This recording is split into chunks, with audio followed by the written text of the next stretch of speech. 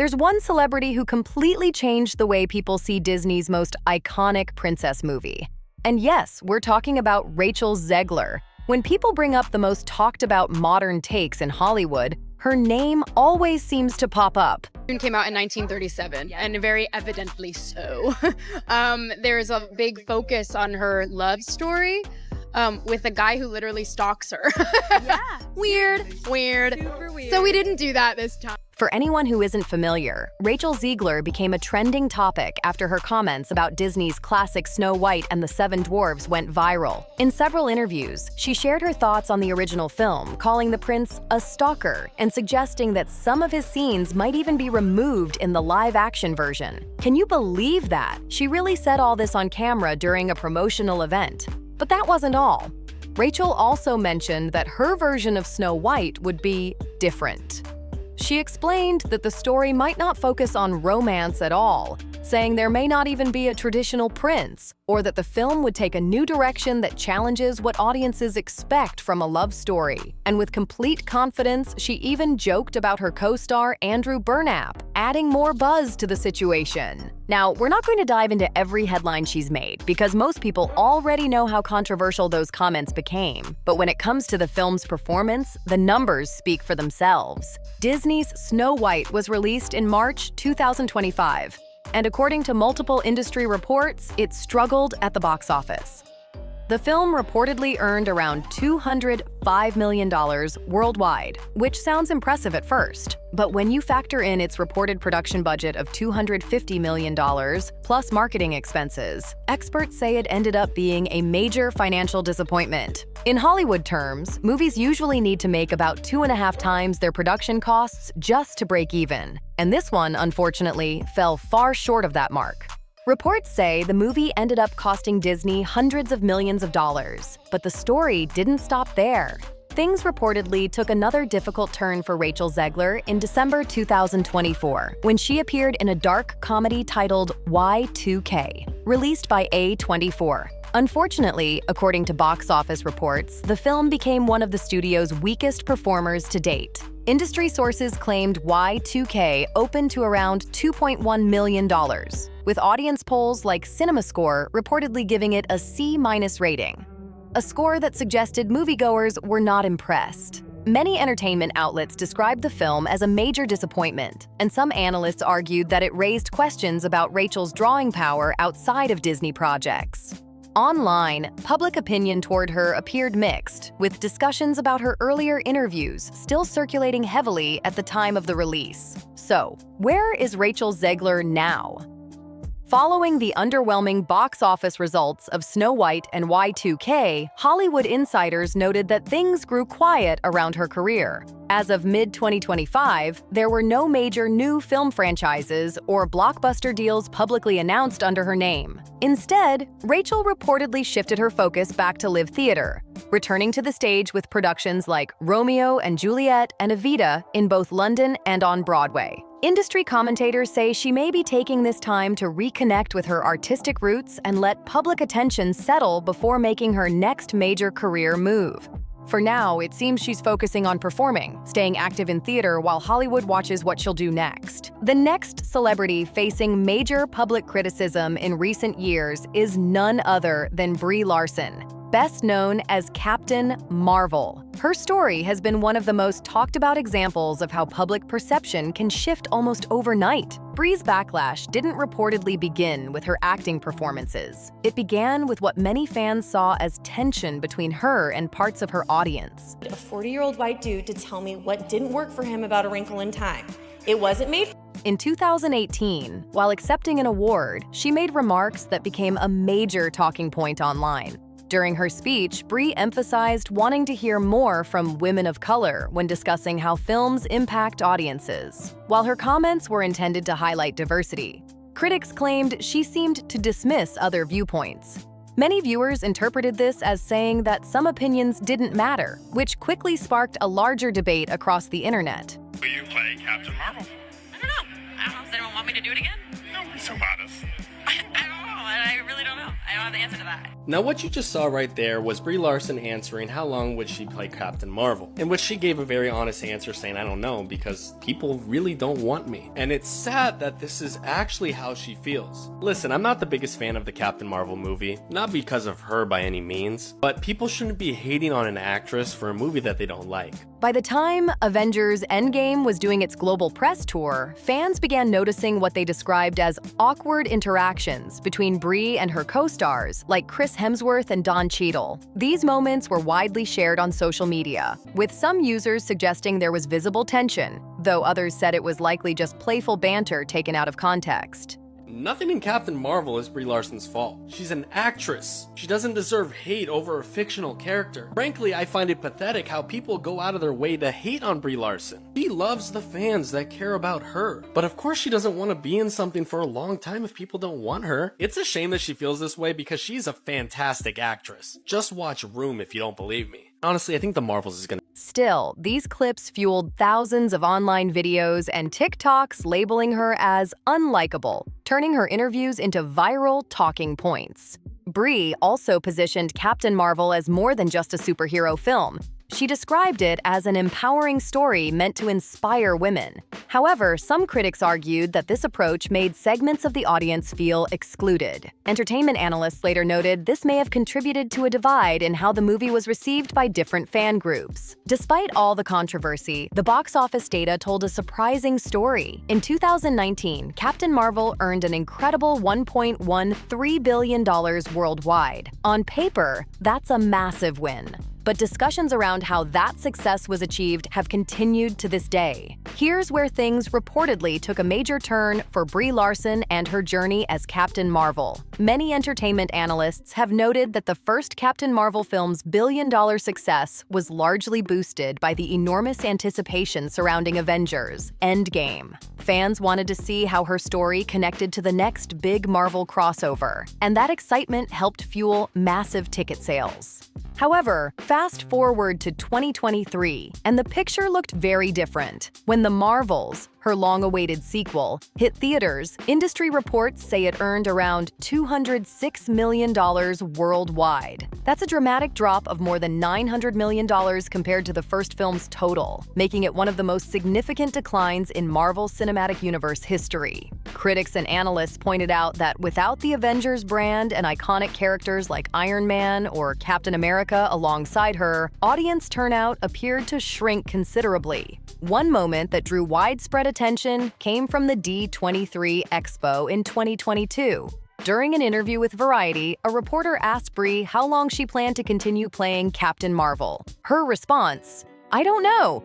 Does anyone want me to do it again?" instantly went viral. Commentators described it as a surprisingly candid moment, suggesting she might have been reflecting on the public criticism surrounding her portrayal and the franchise's changing popularity. Following the intense reactions from fans, Brie seemed to shift gears. Between 2020 and 2023, she launched her own YouTube channel, where she appeared to move away from heavy social commentary and instead focused on personal, lighthearted content. She shared videos of herself baking cookies, playing Animal Crossing, doing archery, and just enjoying everyday hobbies, a side of her that felt much more casual and relatable. Many media observers interpreted this as a public relations effort to show a more down-to-earth version of herself and reconnect with fans. However, when the Marvels underperformed, it became clear that rebuilding audience enthusiasm would take more time. As of now, according to industry insiders, there are no officially confirmed plans for another Captain Marvel film or for Brie's next major Marvel appearance. Some reports suggest she's taking a step back from superhero projects while exploring new creative opportunities, keeping fans curious about what she'll do next. As of 2025, reports say Brie Larson has shifted her focus to theater, performing in Elektra on London's West End, a move many actors take when stepping away from blockbuster films. Industry analysts often describe this as a way for stars to reconnect with their craft and rebuild their artistic credibility in a smaller, more supportive environment. But it's not only film actresses making headlines. Another major story involved Leslie Headland, the creator of The Acolyte, a Star Wars series released between 2024 and 2025. Before the show's debut, she openly described it as a more diverse and modern take on the Star Wars universe. However, according to entertainment outlets, The Acolyte faced low viewership and divided fan reactions after its first season. Reports later confirmed that Disney decided not to renew the series for another season, marking a rare early cancellation for a Star Wars project. While some critics praised its ambition, others said it didn't connect with longtime fans, leading to widespread online debate about the direction of major franchises. Many media commentators interpreted this as a moment where Disney began reassessing how it approaches storytelling and audience expectations. And just as this chapter was unfolding, another big name, Megan Rapinoe, was making headlines of her own in the sports world. The story of Megan Rapinoe almost sounds like something out of a movie. She first rose to international fame for her activism, speaking out on social issues and advocating for equal pay in sports. However, her later career took a tough turn that many media outlets described as bittersweet. During the World Cup, she reportedly missed a key penalty kick that led to the U.S. team's elimination. Then, in her final professional match, she suffered a serious injury that forced her to leave the field early. Afterward, her post-game comments, where she questioned faith and luck, sparked strong online reactions and reignited debates about her legacy. Instead of a perfect send-off, her retirement became a moment of reflection, showing how public figures can face unpredictable endings to even the most celebrated careers. Meanwhile, another name caught public attention: Dylan Mulvaney. Known for the viral Days of Girlhood series and a major Bud Light partnership, Dylan faced widespread media coverage and online controversy. Reports claim that after the backlash, both the brand and Dylan experienced significant public challenges, with Dylan later saying she felt unsupported by the company once criticism grew. Though Dylan Mulvaney remains well-known online, many marketing experts say major brands have become cautious about partnering with high-profile influencers after the Bud Light controversy. In 2025, Dylan reportedly shifted focus to more personal projects, including writing a memoir titled Paper Doll and exploring opportunities in theater, signaling a move away from major corporate deals for now. And then there's Blake Lively, whose latest project has been surrounded by headlines. She starred in It Ends With Us, a film based on a serious and emotional story, but her promotional campaign drew criticism. In early marketing clips, Blake described the film as a fun girls' night out, which some viewers felt didn't match the movie's heavy subject matter. Critics and social media users argued that the tone of the promotion didn't reflect the film's deeper themes. Adding to the controversy, reports claimed she used the film's press tour to promote her new hair care line and alcohol brand, which some found tone-deaf given the story's context. After backlash spread online, old interviews resurfaced, reigniting debate over her public image. Overall, it became one of 2025's most talked about Hollywood PR missteps, showing how quickly online reactions can shape a celebrity's narrative. Congrats on your little bump. Congrats on your little bump. What about my bump? One of the biggest moments in Blake Lively's recent controversy came from a resurfaced interview that fans found uncomfortable to watch. During the exchange, a reporter congratulated Blake on her pregnancy, and Blake responded in a tone that some viewers described as dismissive. Reports later claimed the interviewer had publicly spoken about her struggles with fertility, which made the moment appear insensitive, and it quickly went viral online. The clip fueled growing criticism that Blake's public image didn't match her off-camera behavior, with some social media users labeling the moment as mean-spirited. But what surprised many people even more was how audiences reacted to the tension between Blake and her It Ends With Us co-star and director, Justin Baldoni. Online discussions largely sided with Baldoni after reports surfaced that there were creative disagreements during production. Industry outlets claimed Blake wanted to make parts of the film visually lighter, while Baldoni preferred a more serious tone to match the book's message. While none of these details have been officially confirmed, the coverage led many to frame the situation as a clash of creative visions rather than a simple behind-the-scenes dispute. The incident became a trending topic, showing how fast public perception can shift when celebrity controversies meet social media. According to multiple entertainment reports, the tension between Blake Lively and It Ends With Us director Justin Baldoni eventually turned into a legal dispute that drew huge media attention. Blake reportedly claimed that the wave of online criticism against her was part of an alleged smear campaign and said she felt mistreated during production. Justin, however, publicly denied those claims, insisting that the situation was misrepresented and that the conflict stemmed from creative disagreements on set. Sources close to the production described it as a clash of strong personalities rather than clear wrongdoing. Things escalated when both sides released text messages to support their claims. Blake's version appeared to show concerning behavior, but Justin later released longer versions of the same messages, saying they were taken out of context. This back and forth quickly became a trending story across social media, with fans analyzing every detail. Adding another layer to the drama, leaked messages showed Blake jokingly comparing herself to a fantasy character and referring to her celebrity friends as her protectors, which only fueled more public curiosity. As of late 2025, reports indicate that the legal dispute between Blake and Justin is still ongoing, with a potential court date set for 2026. So do you feel free now to try everything? I mean, what is the next 5 years? Well, in terms of trying, I mean, you apparently are not going to sing if you didn't think you can sing. I sang in this movie.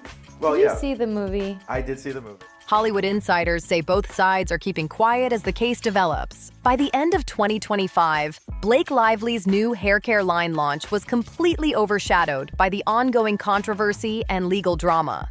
Unlike Rachel Zegler, who continues to post on social media, Blake has chosen total silence. No interviews, no public appearances, nothing. Many entertainment outlets suggest this is a deliberate strategy to step back from the spotlight until the situation cools down. Reports also claim Blake's legal team requested access to Justin Baldoni's phone records to strengthen her case, but the judge reportedly denied that motion.